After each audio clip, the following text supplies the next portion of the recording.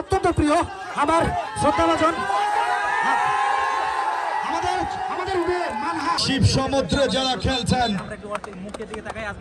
বগুড়ার দই, সেই বগুড়া উত্তরবঙ্গের প্রবেশদ্বার, বগুড়া জেলার অন্যতম ফুটবলার কাহালু উপজেলার আকৃতি সন্তান রাকিব ঢাকা মোহামেডান স্পোর্টিং ক্লাবের এই দুর্দান্ত গোলকিপিং ডিফেন্ডার হিসেবে রয়েছেন গাইবান্ধার রসমালাই সেই পলাশবাড়ি ওই সোহেল রাইট ব্যাক পজিশনে খেলে থাকেন জার্সি নাম্বার 5 প্লাবন পাঁচবিবি উপজেলার ছেলে বিকেএসপির এই ছেলে চমৎকার লেবন সালেমান গোল হবে কতক্ষণ পাশাপাশি 2 গ্রাম।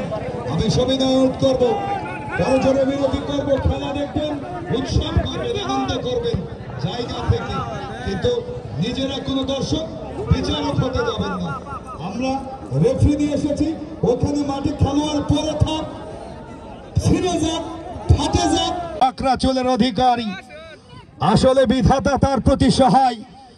ওই লিগামেন্ট ইনজুরির পরেও ফুটবলে দাপটে ফিরেছেন সেই লিখন জার্সি নাম্বার 7 রাহাত। সম্প্রতি সময় আপনাদের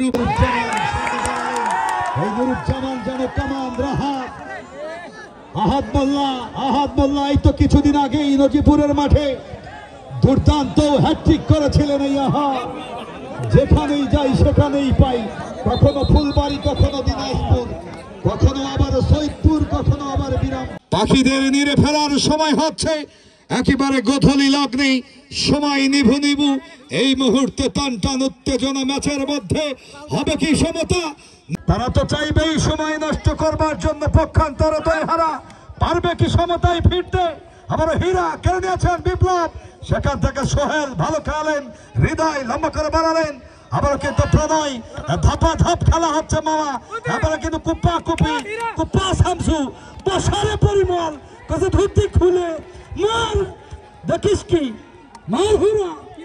এবারে সোহেল ঢুকে পড়েছেন, মাইনাস ভলপাস, সেখান থেকে অমর লম্বা করে বাড়ালেন, মধ্য মাঠে রাহাত রাখতে পারলেন না, দইহারা, সেখান থেকে প্রণয়ের ঘুঁটা মার একটা খুঁটা দে কোসাই, এটা না হলে আরো একটা দুটা। এই পর্যায়ে রানা সাহেবের ফাঁসিতে দিবে আমার অত্যন্ত প্রিয় আমার শ্রদ্ধাভাজন